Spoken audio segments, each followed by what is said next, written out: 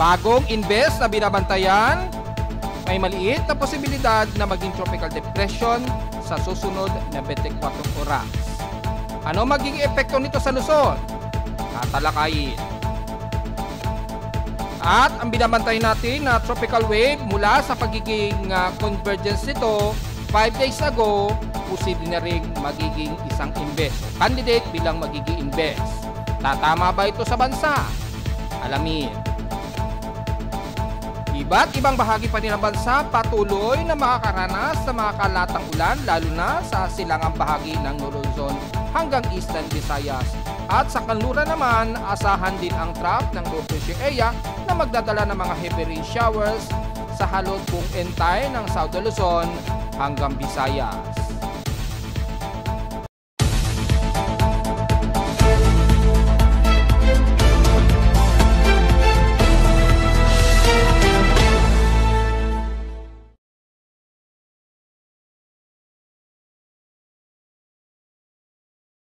Hello, good morning mga folks. Welcome po muli sa ating Daily Weather Bulletin at Analysis para sa araw ng Martes, September 16, 2025. Ang oras sa ating Boss Peng may maga ay alas 10:38 na ng umaga.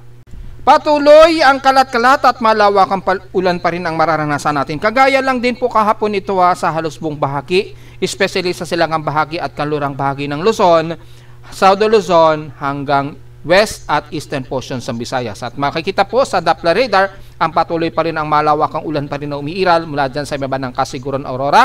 Damay pa rin ang ilang parte ng Isabela, pababa yan ng Quezon Province, Laguna, kasama na ang Laguna or rest ng Calabarzon area, Metro Manila at eastern portions ng southeastern Luzon, especially bandang Bicol region. Usually, mga light to moderate ang kadalasan, mga manakanak at ilan lamang na cluster ng heavy rain ang iiral pa rin lalo na sa may bandang Southern Luzon at sa kalurang bahagi pa rin ng ating bansa.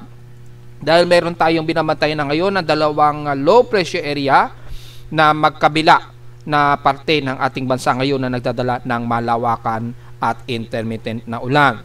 Ayon na rin sa ating lightning detection system, so far meron tayong aktibo na more than 50 lightning strikes. Tingnan po natin sa ating real-time lightning detection system mula sa ating PIMO weather page. As of 10:40 AM, antayin natin mag-load yung 100 plus minutes ago. Ayan, naka-total of 137 lightning strikes na po tayo. Usually dyan sa may bandang kanluran nga po ng Northern Luzon. So ingat po sa mga kababayan natin, lalo na sa mga papalaot ngayon.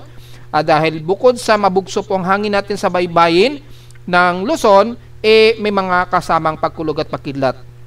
Bagamat na karamihan ay nasa may bandang karagatan po ito ng West Philippine Sea, malapit dito sa may bandang Baho de Masinloc.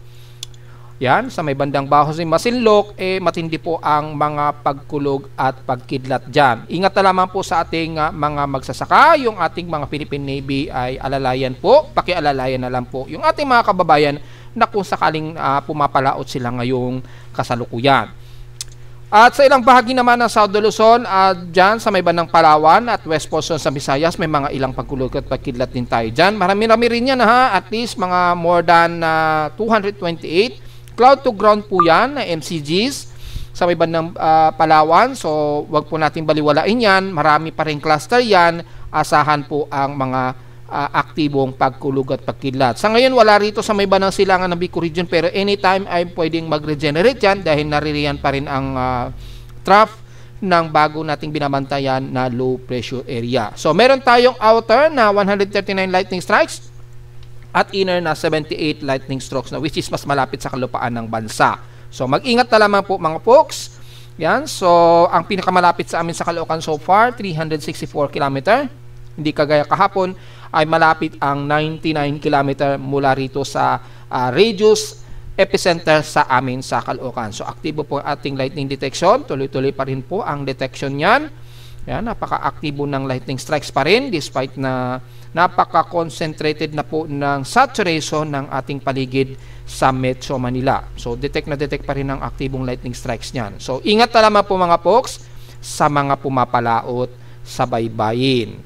Sa atin naman thunderstorm advisory, care of Pag-asa sa data feed nila ay makikita po ay nakataas ang NCR. Well, kasama na ang Laguna, Cavite, Batangas, And halos buong Mega Manila na po ito ha. So hindi na natin isa-isahan. Pag sinabi natin Mega Manila, kasama na pati ang Zambales niyan, hanggang dyan na sa may bandang lagpas-lagpas na ng Valenzuela. So pababa ng Las Piñas hanggang Parañaque, all the way pababa na yun ng bandang Pabulacan hanggang Quezon Province yung range po. So ang effectivity na to within 2 hours po na malalapit sa paligid o Karatig Metro Manila ay kasalukuyan nga pong may mga light drizzle rain ngayon na umiiral sa amin sa Caloocan. So ingat na lamang din sa mga pagkulog at pagkidlat. At sa ating current conditions, overcast na ngayon, gloomy, medyo tumitila-tila ang ulan pero pabugso-bugso po ang mahihinang pag-ulan. Gloomy at overcast ang umiiral sa amin sa Caloocan. So kasalukuyan meron kaming 1.8 mm rain rate lamang. So napaka light drizzle rains lamang ito pero halos magiging tuloy-tuloy po yan maghapon dahil sa presensya nga po ng mga surface trap na sakop halos ang buong Luzon area. Sa last sa presyo nito lang, weather station kaninang 1:54 AM, napakaginaw na lowest temperature na naitala namin sa Caloocan, 23.8 degrees Celsius po. Kahapon ito, kaninang madaling araw ito ng 1:54 AM at kahapon ay pinakamataas na sa Caloocan, dito sa Grace Park ay 30.5 degrees Celsius, ang pinakamataas na ito ng as of 11:29 AM. So, ang aming heat index malamang ay at least 40.9 degrees Celsius po ang naging heat index namin. So medyo manageable naman kasi tumataas-taas kahit paano yung temperatura sa amin at medyo tumataas-taas din ng bahagya ang outside humidity kaya medyo tumataas din yung heat index pero comfortable na itong matuturing kapag ka nasa 40, hindi man lang umaabot ng 45 degrees Celsius o 44 degrees Celsius. So okay na yun mga folks. At since patuloy na very gloomy po ang ating paligid sa bansa, hindi mo muna natin isasama ang ating forecast na magiging heat index natin ngayong araw. Yung ating heat index forecast ngayong araw since halos buong bansa ay napaka-gloomy po ang paligid. So expected mababa lamang ang heat index natin sa iba't ibang bahagi ng bansa.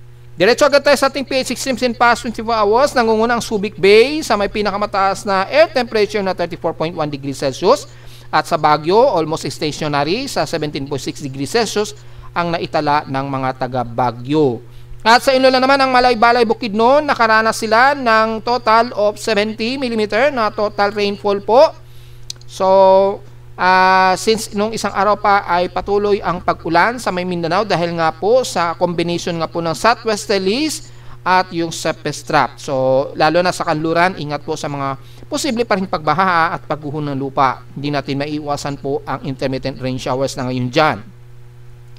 Sa amin naman sa Caloocan, today nasa 1.8 mm pa lamang ito pero kahapon ay nasa total of 21 mm lamang ang naging total rainfall namin. So in 7 days, halos 96.6 mm lamang o 97 mm lamang ang total rainfall namin.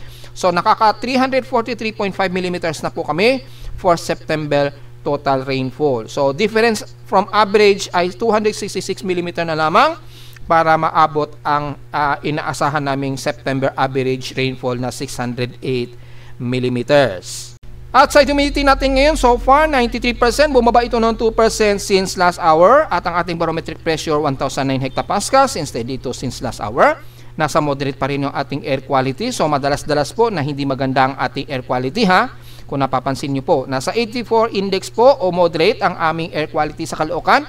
So, dahil sa nagkakaroon pa rin ng thermal inversion, inaasahan ang madalas na hindi maganda ang ating air quality. So magmas po tayo mga folks ha, kung do-double check natin kung ilang araw na po na ganyan kadalas ang bad air quality natin. Yan. Ito po yung yung legend pag gusto niyo pong malaman yung mga corresponding index classification po. Yan, pati yung explanation kung ano yung considered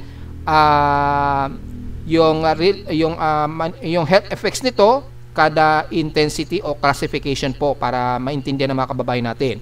So, within 24 hours, patuloy na tumataas at bumababa yung ating air quality. At sa loob ng isang linggo ay madalas nagkakaroon tayo ng bad air quality since September 10. Yan, pumapalo sa hanggang 80 micrograms per cubic meter po. So moderate to high minsan by September 16 nga po, ngayong araw, pumalo pa hanggang 100 plus. So nag-bad air quality pa nga. Yan. So sa loob ng isang buwan ay nitong September, nitong papasok po ng September, halos laging mas mataas na po ang ating air quality, yung bad air quality po. So hindi po yan maganda. Hindi natin alam kung laging lamang na epekto ng may nagsisiga siguro, pero masyado na itong madalas since September 8, September 7 o to September 8 onwards. Masyado nang mataas yung ating bad air quality. So kung ano man yan, kung pollution man yan mula sa basura or usok ng sasakyan, ay magmas na lamang po, dahil since September 8 pa mataas na madalas ang ating air quality. So kung titingnan natin sa loob ng isang taon, since May, yung ulang nilaunch ko po itong bago nating webpage ng air quality sa amin sa Caloocan, since May 15 hanggang kasalukuyan ay mapapansin nyo po, September po ang may pinakamataas na recorded na bad air quality so far. Although matataas naman since noong July, pero pinakamataas this month. Umaabot kami sa 334 na air pollution particle, yung particulate matter. So hindi po maganda yan. Napakataas po ng bad air quality ngayong month of September kung ikukumpara natin sa mga nagdaang buwan. So hindi po maganda this month ang ating air quality kung susumahin natin base na rin sa graph na ito.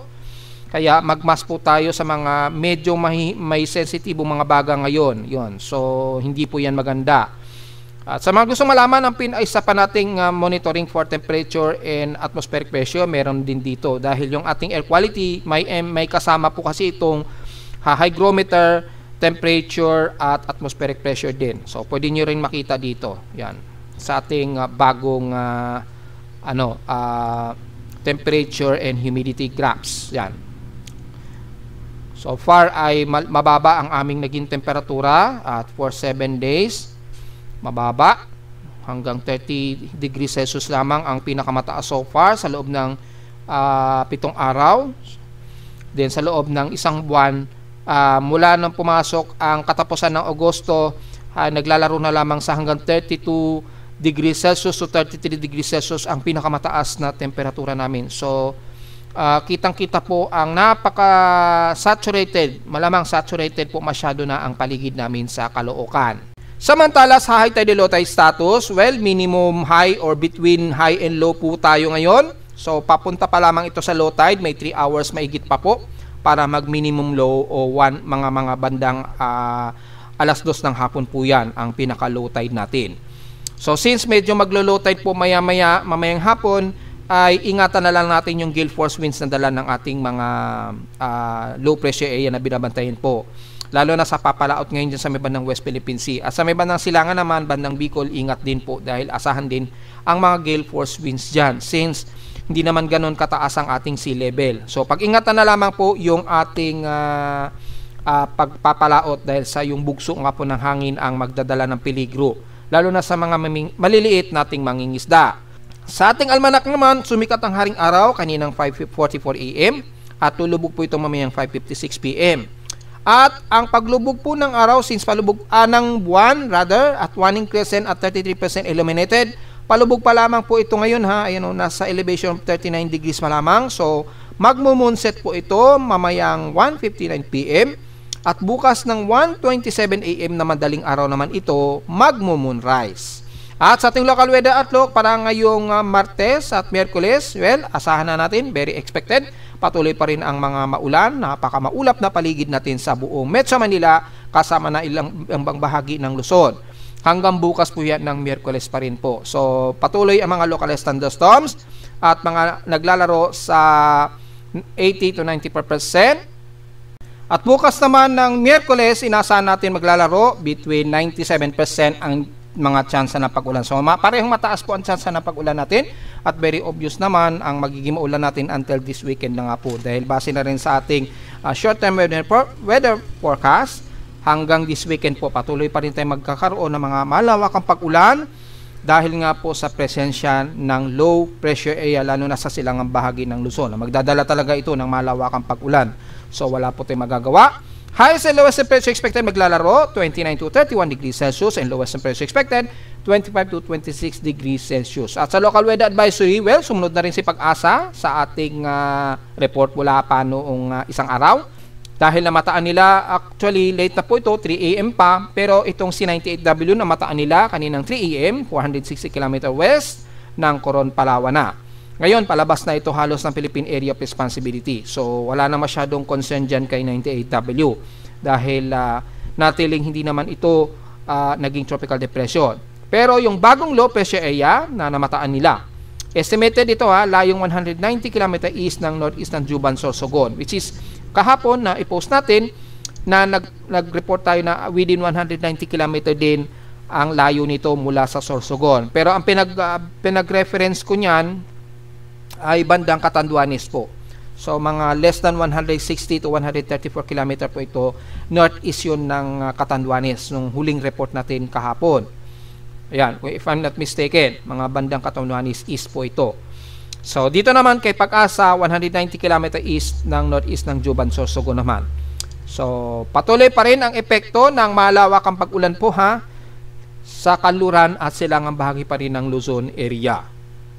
So diretso po tayo sa ating ginagamit na satellite imagery. Makikita po ang halos stationary na malawakan pa rin na magiging pag-ulan natin sa iba't ibang bahagi ng Nodo Luzon. Central Luzon man yan, mapa Zambales man yan, mapa Benguet, or mapa Ilocos region man yan. Napakamaulap at magiging kalat-kalat pa rin ang pag-ulan natin na may pagkilat at pagkululugal, lalo na sa buong Cagayan Valley, pababa na ng Aurora region, hanggang Bicol region na po yan. So gine-generalize na natin dahil halos buong Luzon nga po hanggang South Luzon ay patuloy tayong nakakaranas ng mga kalat-kalat na pag-ulan. Heavy rain potential natin halos buong silangang bahagi ng Nodo Luzon hanggang Bicol region na po yan.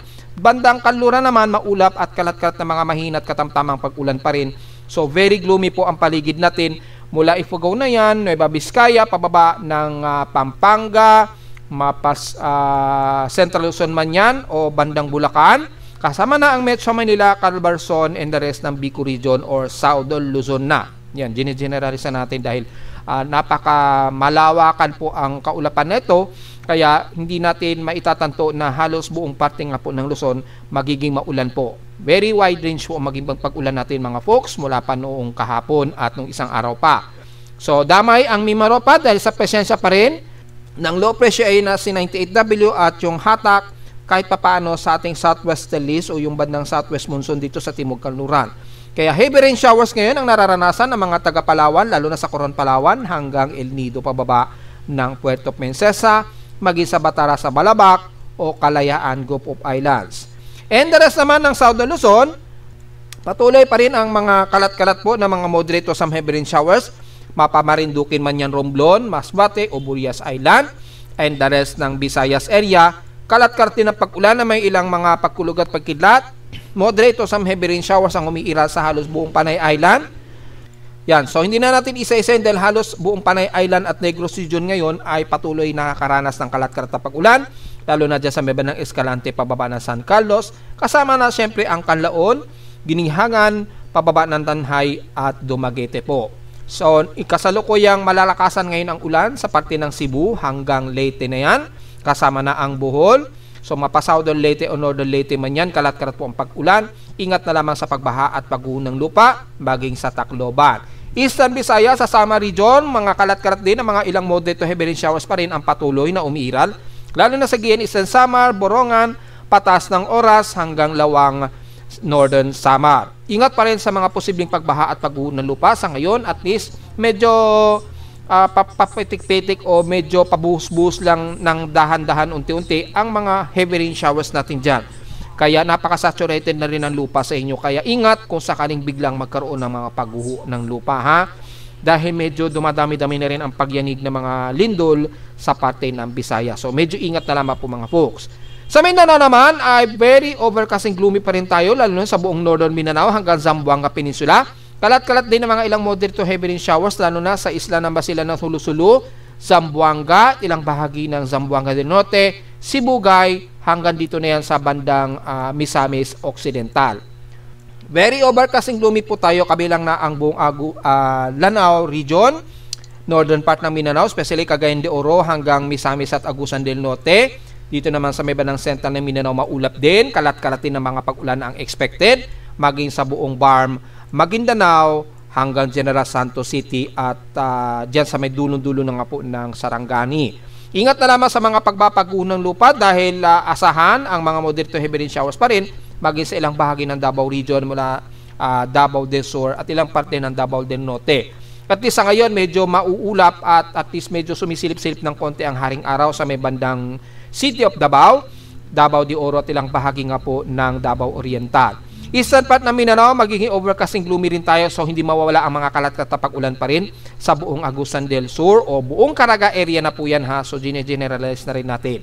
Dahil halos buong Caraga area nga po ay napakamaulap at asahan din ang kalat-kalat na pag-ulan dahil sa presensya pa rin ng surface trap ng dalawang low pressure area at southwesterly. So generally very gloomy po ang buong paligid ng bansa, lalo na at may binabantayan tayong bagong low pressure area dito sa may bandang Bicol region, sa may bandang silangan ng Bicol region. At halos napakalawak pa rin ang tropical wave niya at yung kanyang low level na nagdadala ng malawakang ulan ngayon sa buong Kabikulan at Eastern Visayas and rest ng Southern Luzon. So dahil automatic magiging maulan po ngayong umaga hanggang mamayang tanghali po, diretso agad tayo mga bandang 2 o'clock PM mula sa ating rain and mean sea level pressure forecast. Inaasahan natin ang patuloy na maulan sa buong bahagi ng Northern Luzon hanggang Southern Luzon na po yan, kabilang na ang buong Mimaropa at west portions ng Visayas. So pati Bicol region na rin at Eastern Visayas, kalat-kalat din po ang mga pag-ulan natin, very intermittent po dahil mayroong low pressure area nga po dyan sa silangan. So take note yan, hanggang weekend na po yan na tuloy-tuloy tayo na makakaranas ng mga intermittent na kalat-kalat na pag-ulan po. Sa Mindanao, magiging gloomy ang paligid, lalo na sa Davao region, so hindi mawawala mga ilang moderate to some heavy rain showers, lalo na sa may bandang Zamboanga Peninsula po mamayang hapon. So halos entire pa rin ang bansa natin, magiging very gloomy tayo at kalat-kalat ang pag-ulan ang inaasahan. Mamayang alas 2 po yan hanggang alas 8 ng gabi. So mula 8 o'clock PM naman onwards, base na rin dito sa ating MSLP and rainfall forecast, ay halos entire ng ating bansa ay makakaranas daw na mga ilang moderate to heavy rain showers mula extreme Northern Luzon, kasama siyempre ang Metro Manila, buong Southern Luzon, Mimaropa, hanggang Mindanao na rin daw yan. So wala po tayong magiging, wala tayong nakikita masyadong spot na hindi uulanin. Dahil halos buong bansa, makakaranas ng mga ilang moderate to heavy rain showers po. Random, very random po na ulan yan ha, kaya hindi pwede natin sabihin yung eksaktong lugar. Very random dahil napaka-scattered po ang mga pag-ulan na iiral dahil nga po sa behavior ng dalawang low pressure area. So maliwanag yan mga folks. So diretso po tayo sa ating binabantay na ngayon na dalawa na low pressure area, although si 98W palabas na ito, palayo na ito ng bansa. Papalabas na po ito ng Philippine Area of Responsibility at nanatiling maliit ang tsansa nito na maging tropical depression man lamang sa susunod na 24 oras. So baka lumabas na ito ng PAR ay may magre-retain ito sa low pressure area na lamang. Pero yung bago nating binabantayan na lumitaw na lamang dito sa may bandang silangan ng Eastern Visayas at bahagya nga po itong nag-northwestward hanggang kanina. At itong si 99W nga po na tinawag na po at as of now 10:45 AM ay nasa central air pressure ito na 1,008 hectopascals. So yung kanyang maximum sustained wind almost sa 1 minute average halos magto-tropical depression ito. So base rito nasa confidence to high na posible itong maging isang aktibong low pressure area o tropical depression within or next 24 hours po. Yan. So naka-high probability chances ito. Pero sa mga ensemble forecast, kung titingnan natin dito, ay nasa medium chance na magiging isang tropical depression ito. 50-50% po. Ibig sabihin, 50-50 po na maaaring maging o posibleng maging isang tropical depression po ito within or next 24 hours po. Base na rin sa ating ginagamit na ensemble analysis dito sa PIMO weather page. At makikita naman natin mula dito sa kanyang ensemble track forecast, napaka-erratic pa po ng kanyang track forecast. Pag sinabi natin very erratic, marami pang error dahil pwede itong mag-north-northwest, pwede itong tumawid dito sa kalupaan ng bandang Isabela, Yan, or Central Luzon, or maaari pa itong mag-Central Luzon. Yan.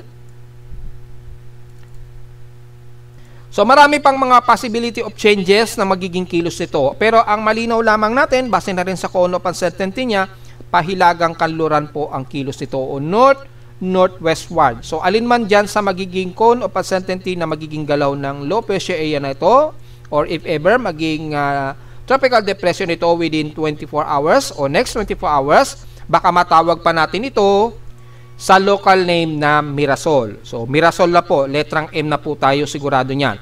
So, kung sakali man maging tropical depression ito na within, siguro extend na natin within 48-hour period po. Pero, posible ito either sa susunod na 24 oras, posible itong maging tropical depression.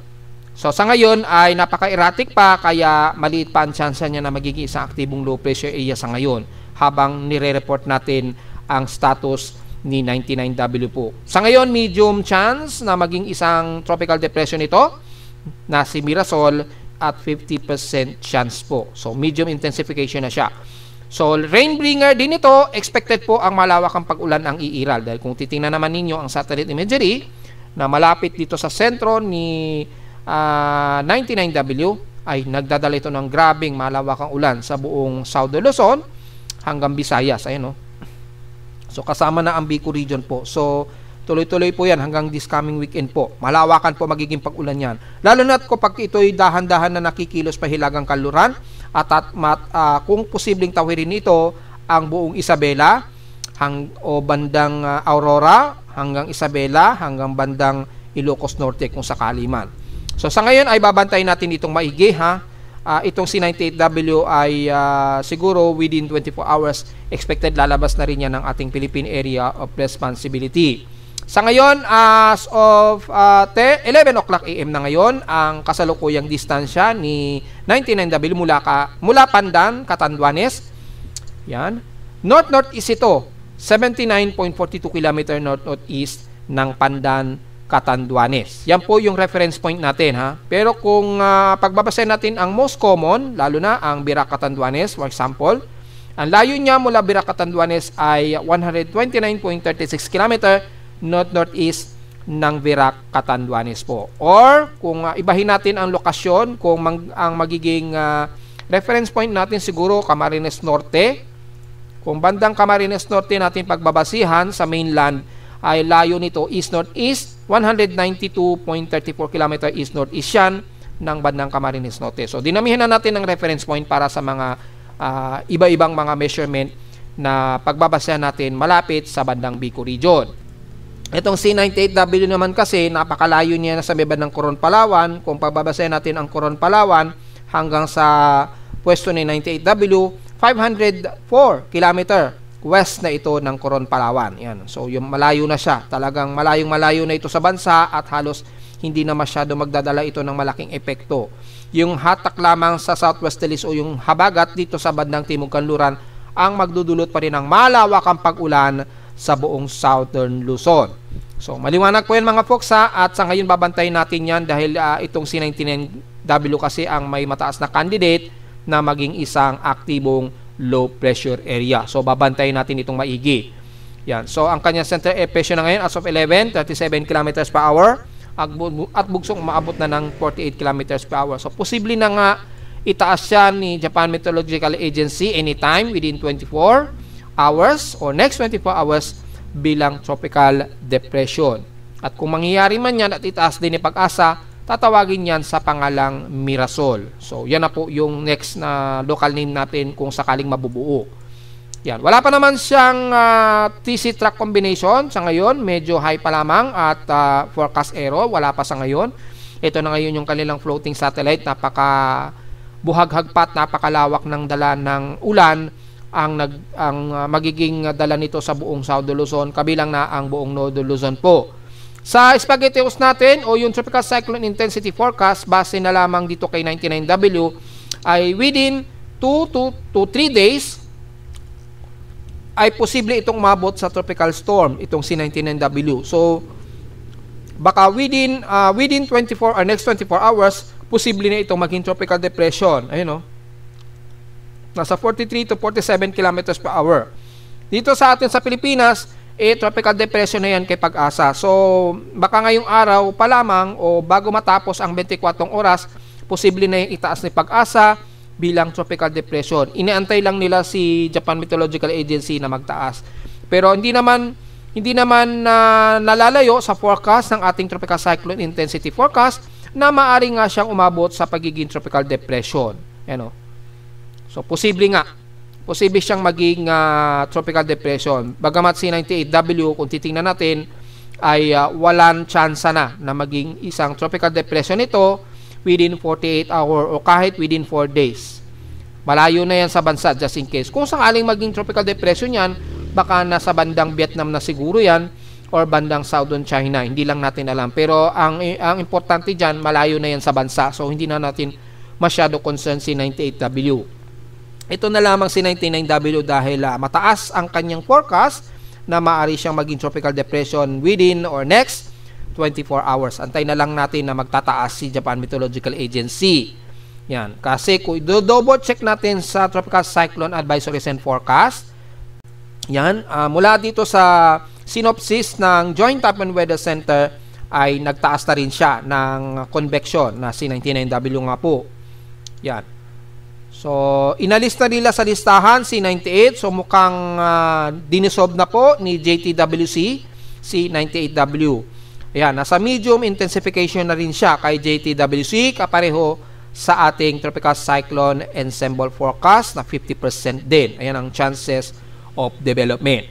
Mula naman dito kay Japan Meteorological Agency ay hindi pa natin nakikitaan na itinataas o na-monitor itong si 99W. Pero within or next 24 hours ay dalawa na po ang nakikitaan niya dito, which is ito nga po yung sinasabi natin na mayroong posibleng susunod sa kanya, which is 5 days ago pa natin binabantayan niya na manggagaling sa kanluran ng Guam. Ayan o, nasa low pressure area. Yan, low pressure area pa rin siya. So, inaantay na lamang siguro ni Pag-asa na itaas ni JMA itong si 99W na maging tropical depression. So, tingnan natin sa ibang extended forecast ng weather nets kung mataas ang probability niya. Yan, tingnan po natin yung probability. Ito yung si 98W. So, wala na masyadong concern yan. Pero pagdating dito kay 99W ay maliit din ang chance niya. 20 to 30% din according dito sa kanya. Yan, itong legend na to, percentage po yan ha. Hindi yan yung intensity ng bagyo. So, 20 to 30% na maging isang aktibong low pressure area o bagyo. Mababa pa rin sa kanila. At dito naman sa ECMW forecast track, dito iba naman ang forecast niya. Tatawirin ito ang buong South de Luzon and then tatagos ito sa may bandang Benguet or bandang La Union. Yan, pero nanatiling 20 to 30% pa rin yung chance daw niya na maging isang aktibong low pressure area. Pero makikita natin pa north-northwestward ang kilos nitong si 99W. Tapos, nagpapakita na ng palatandaan itong bagong binabantay natin na tropical wave, 5 days ago pa. Yan. Ang candidate natin yan, posibleng tatawagin niya na 90W na dahil na pumalo na tayo sa 99W. So, marereset yan at posible nga pong bumalik maging si 90W uli. So, tingnan natin dahil mataas na rin ang confidence na yung forecast niyan ay maging invest. Kaya inaasahan po natin ang mga development sa mga susunod pang mga araw. So, tingnan natin sa ating Tropical Cyclone Assessment Monitoring para dito kay 99W at sa posibleng susunod na si 90W kung sakali man na mag-invest ito within 48-hour period po. Dahil sinabi nga po natin 5 days ago, di ba, na maaring itong binabantay natin na manggagaling sa Guam ay posible na itong magkaroon ng organized development pagpatak po ng September 16 or 17, which is bukas po yan ng Miyerkules. So maliwanag yan kung babalikan nyo po yung mga nakarang report natin 5 days ago po. Mula dito sa ating West Pacific Basin ay ang nakikita lamang natin dito si 98W pero hindi na masyado concern yan. Pero hindi pa nakikitaan yung ating bagong binabantayan na invest na si 99W. Pero yung possible convergence na manggagaling na tropical wave dito sa may bandang kaluran ng Guam ay makikita ang medyo favorable na rin kahit papano, possibly to favorable na rin yung development dito sa may bandang kaluran ng Guam na posibleng nga pong maging panibagong candidate na invest. At mula naman sa ating global spectral model, makikita natin yung binabantay natin sa kanluran ng Guam.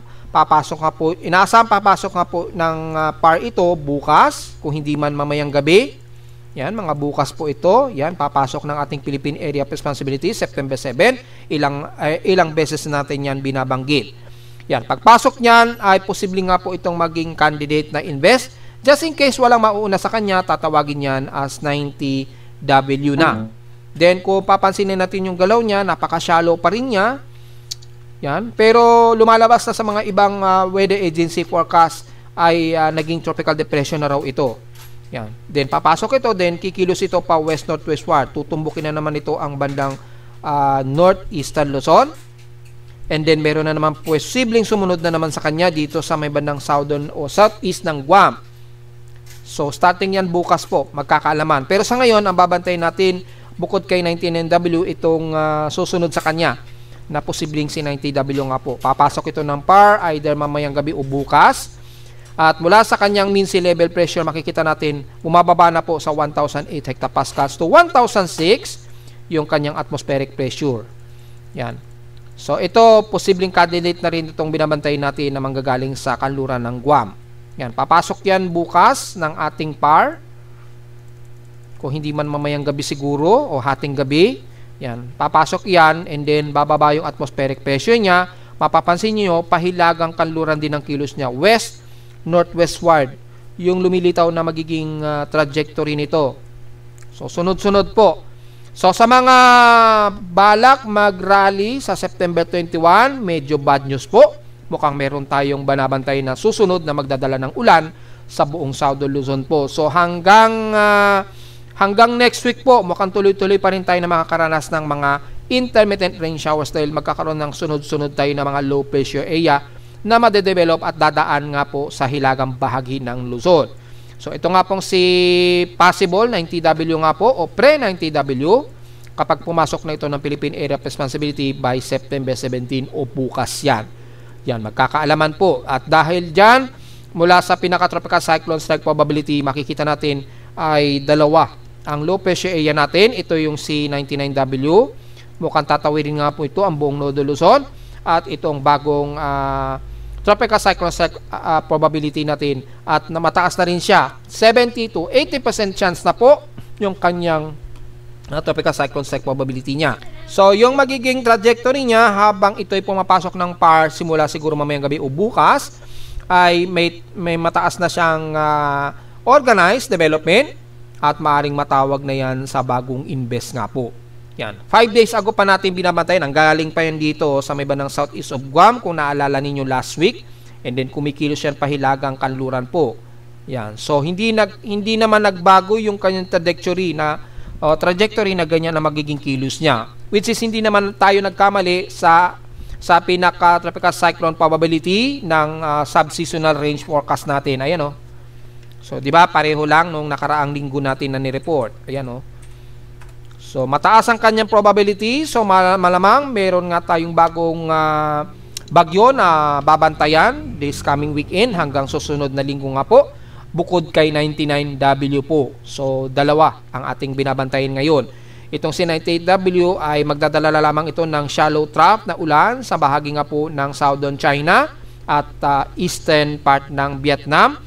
Pero sa atin sa Pilipinas, dalawa na magdadala ng malawakang pag-ulan pa rin sa bansa. Base na rin sa ating subseasonal range. Ayan, ito na po yung starting September 15 to September 22. Then, yung susunod between September 22 hanggang sa huling 2 araw siguro huling 2 araw po ng September, makikita natin ay nagkaroon ng mataas na probability na naging tropical cyclone daw itong binabantay natin dito sa may bandang kanluran ng Guam. And then tatawirin nito ang extreme Nodo Luzon na magdadala ng around 60 to 70% ang extreme Nodo Luzon ng mga pag-ulan. Mga 30 to 40% naman sa Central Luzon hanggang dito sa Metro Manila. Pagitan ito ng 10 to 20 o 20 to 30% kasama na ang Metro Manila at Southern Luzon area. Between September 15 yan to September 29 po. Yan po yung ating subseasonal forecast track natin. Malamang yan din ang gagawin ni Pag-asa. I-update nila yan pag nakita ni Pag-asa yung ating report na ganito na ang magiging forecast ng subseasonal natin. Yan, yung tropical cyclone probability ni Pag-asa, di ba? So nagkaroon na rin sila niyan dahil naglalabas tayo ng ganitong forecast, which is ECMWF din ang batayan ni Pag-asa. So malinaw yan mga folks ha, at sa ating mga computer models mula sa GFS, halos magkakapareho na sila ni ECMWF. Yan, ganito po ang makikita. Ito yung C99W. Yan, tatawirin nito ang buong Luzon. And then yung isa ay mukhang malakas ha. Aggressive ngayon yung forecast ni GFS. Yan o. Naging tropical storm pa to severe tropical storm itong manggagaling sa may bandang west of Guam.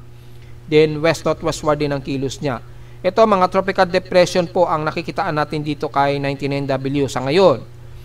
Yan ay kay GFS pero kay ECMWF makikita natin ay naging tropical depression itong si 99W. Yan o. Ganon din ang kilos niya, pahilagang kanluran. So tatawirin nito ang halos buong extreme no, Luzon. At yung dito sa kanluran ng Guam ay naging tropical depression na rin yan. Malamang kay Japan Meteorological Agency, tropical depression na rin yan. Pagkapasok nito ng PAR bukas or kung hindi man mamayang maghahating gabi, papasok yan ng PAR. And then, posible itong itaas agad ni Japan Meteorological Agency at Pag-asa bilang tropical depression. Well, tingnan natin kasi yung possible na matatawag nating Mirasol, ito ay si 99W na nandito ngayon sa may bandang Bicol region ngayon sa Southern Luzon na binabantay natin. So, tugma-tugma na po ang forecast ni GFS, ECMWF at NABGEM. So, ibig sabihin lamang yan ay medyo mataas na ang confidence na mayroon tayong dalawang low pressure area na mamamataan dito sa may bandang silangang bahagi ng Luzon hanggang Southern Luzon po. So, until this weekend nga po ay patuloy po hanggang sa araw nga po ng September 21. So, sa mga organizers na magpaplano pong mag-rally sa 21, magdala po kayo ng pananggalang sa ulan dahil hindi biro, magdadala po ito ng malawakang ulan. Lalo na itong isang binamantay natin na papasok na po ng PAR, either bukas po yan ha, malawakang ulan po magiging dala niyan. Lalo na't lalapit pa rin ito dito sa may bandang extreme Nodo Luzon. Tapos sinasabayan pa tayo ng ulan dala ni 99W kung sakaling maging si Mirasol itong si 99W. So malinaw yan mga folks ha, maging matyaga natin yung mga updates at paki-update na lamang o paki-matyaga na lamang ninyo yung mga official na weather agencies natin gaya na lamang ni Pag-asa po. So ito lang yung pinaka-analysis natin sa mga kababayan natin na gusto pa rin sumabaybay sa inyong lingkod. Which is, yan din naman ang magiging forecast ni Pag-asa anytime. Ganyan din naman ang magiging forecast niya dahil yung mga ensemble forecast at yung mga probabilities na ginagamit ni Pag-asa ay halos ganun din na ginagamit natin ngayon. Since nakita na nila yung ating ginagamit mula pa noong 3 years ago pa. Na nakikitaan na ni Pag-asa yung ating ginagamit kaya nagkaroon na ng mga latest forecasting method si Pag-asa, di ba? Yun po ang nasisiguro natin. Samantala sa ulat lindol, well, mukhang meron na namang pagyanig kaninang hating gabi, ayan mukhang long period po ito. Kung titingnan natin, mga 12:43 AM po ito ng madaling araw, pero the rest, wala namang bagong mga malalakas na pagyanig ang naitala sa aking seismometer sa Caloocan. Mula naman dito sa short period, mula kay PBOX, merong isang magnitude 4.2 na naitala sa northwest ng Burgos, Ilocos Norte. May lalim na 32 km po ito. Naganap ito 2:01 AM. So, since medyo mahina, hindi masyado ito na-detect ng aking seismograph. Yan. So, walang masyadong concern, although at least intensity 2 rin ang lakas nito, kahit papano. Yan. Isang magnitude 4 na naitala sa Burgos, Ilocos Norte. And after nyan, mga maliitang mga pagyinig na lamang ang na-detect natin dito o namamataan. So wala naman sumunod sa kanya after magnitude 4.2 sa may bandang Burgos, Ilocos Norte. Nagkaroon ba siya ng at least ripple? Tingnan natin kung meron. Walang data kay Curimaw. So, wala tayong masabi kung nagkaroon ng tsunami warning. So, double check natin kung nagtaas dito. So far ay hindi naman. Yan, ito yung huli na nagkaroon ng magnitude 7.5 oh. Anong araw ito? Yan, since September 13. So wala namang nakataas na tsunami warning so far. So normal naman. Diretso agad tayo sa ating historical earthquake data para mabilang natin yung total earthquake ngayong araw dahil mukhang marami-rami ang nadagdagan. For the month of September, nasa total of 524 earthquakes na po tayo. 493 dito is magnitude 2.0 pataas, 28 sa magnitude 4 at nanatiling 3 ang ating magnitude 5.0 pataas. At kung makapansin natin, mahigit sa 400 na po ang cluster sa may bandang Visayas at Mindanao na mas marami po ang mga sunod-sunod na mga mahihina at katamtamang pagyanig. Mag-ialisto po tayo at siguro ginagawa na po ninyo yung earthquake drill natin kasi month of September karamitan ay may mga nagaganap na earthquake drill yan sa ating mga LGUs at ibang mga ahensya ng gobyerno kapag month of September. So for additional report ay mas marami pong mga cluster ng earthquake dito sa may bandang Visayas at Mindanao. So at least makapag-practice po tayo ng evacuation technique, lalo na mas maraming cluster dito sa may bandang southern part ng ating bansa. Sa Luzon, siyempre hindi natin pwedeng baliwalain, lalo na sa bandang Iksim, no, Luzon, sa may bandang Ilocos region, dumarami na rin ang mga cluster ng mga pagyayanig dyan. Lalo na sa paligid nga po ng Ilocos Norte hanggang dyan sa may bandang Bigan. Yan, medyo watch out po tayo dyan mga folks. At dito naman sa may bandang Zambales at bandang Lubang o pagitan ng bandang Batangas, although hindi masyado tayo nakaka-encounter dito, pero at least wag natin baliwalain yan. Dahil the more na tumatahimik, the more na mas tumataas ang probabilities na mabigla tayong bulagain ng isang malakas na pagyanig. So medyo alista pa rin tayo mga folks, although konti pa lamang ang ating total magnitude 5 at wala pa naman tayo na itala na kahit isang magnitude 6.0. At narito naman ating 3-day to 8-day weather forecast para sa araw ng Martes, September 16, 2025.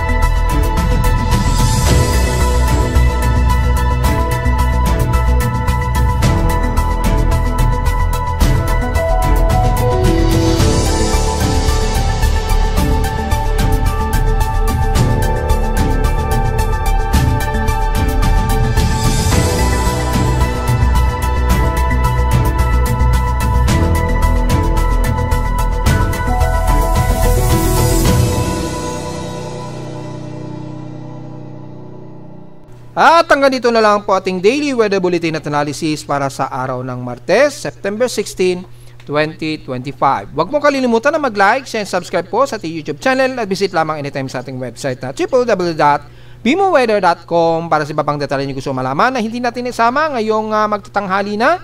Sa ating report, since very gloomy tayo, tuloy-tuloy pa rin magiging pag-ulan natin hanggang this weekend. So take note yan mga folks.